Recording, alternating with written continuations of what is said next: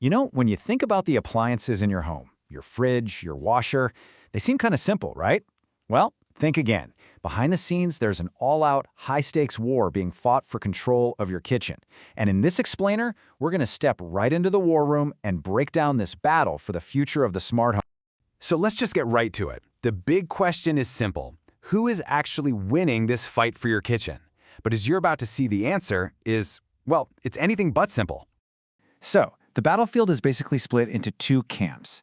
In one corner, you've got the old guard, the legacy manufacturers. Think Whirlpool and A.O. Smith. These are titans built on 100 years of making great hardware. But in the other corner, you have the tech-driven challengers, Samsung and TCL. And they're not just building appliances. Nope, they're building entire ecosystems, fighting a totally different war based on AI and controlling every single component, from the microchip all the way up. So let's really set the stage here. Why is this such a fierce fight? It's because the company that wins doesn't just sell you a refrigerator. No way. They win control over the central hub of your entire smart home, connecting every single device you own. The stakes are huge. And right now, in 2025, we're at this critical turning point. The industry is literally splitting in two. You have companies whose whole future is tied to old economic models, and then you have companies that are building entirely new markets from scratch. And believe me, this divide is creating some very clear winners and some very clear losers. All right, let's get into it. Round one. The first major test these giants are up against is something totally out of their control: the real estate market. It's a trap, really, that's catching some companies completely flat-footed while others are finding clever ways to bypass it entirely. And this just perfectly illustrates that trap. This is A.O. Smith saying it directly in their own annual report. Their business, just like Whirlpool's, is deeply, deeply tied to new home construction.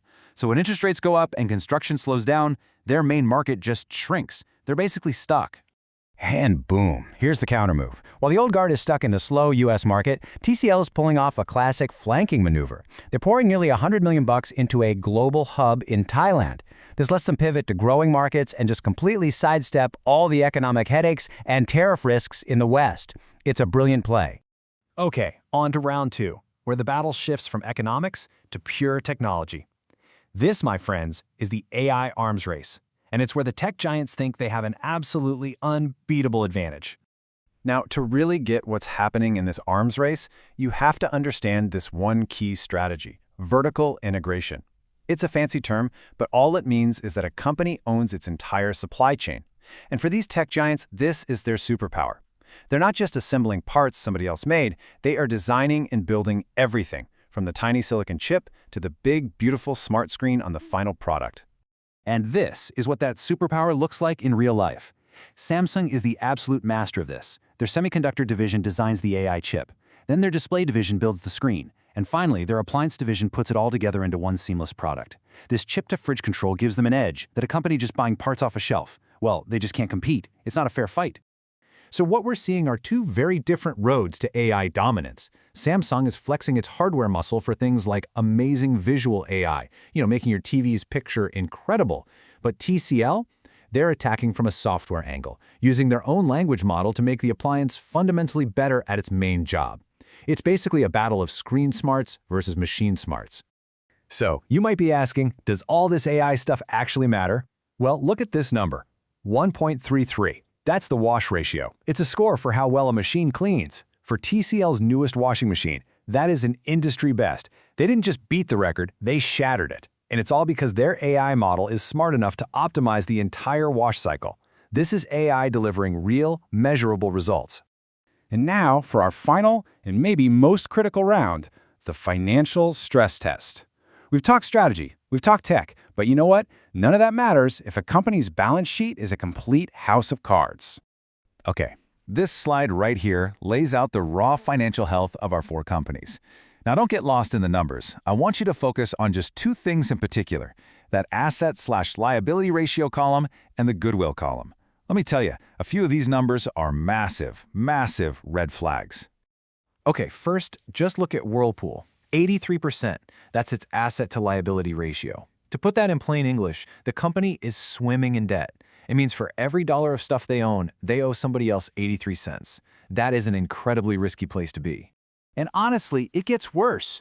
Look at their interest coverage. It's just 2.5. That means their earnings are only 2.5 times what they have to pay in interest on all that debt. With interest rates so high, that thin margin for error is just dangerously low. So this all leads to a really serious question. With that much debt and basically no cushion, can a company like Whirlpool actually survive a major economic downturn? And for you, as a customer, this really matters. A company under that much financial stress might start cutting corners on innovation or worse, customer support. But hey, it's not just the legacy guys with risks. Take a look at TCL. Nearly 40% of its total assets are something called goodwill. This is basically a phantom asset that comes from buying other companies. And the risk is, if those companies they bought don't work out, that goodwill can get written down to zero, instantly wiping out a huge chunk of the company's value. It's a massive hidden risk. So, we've run these companies through the gauntlet. We've looked at their strategy, their tech, and a pretty brutal financial stress test. What's the final verdict? Who wins, who loses, and who is just trying to survive? For A.O. Smith, the verdict is all about stability.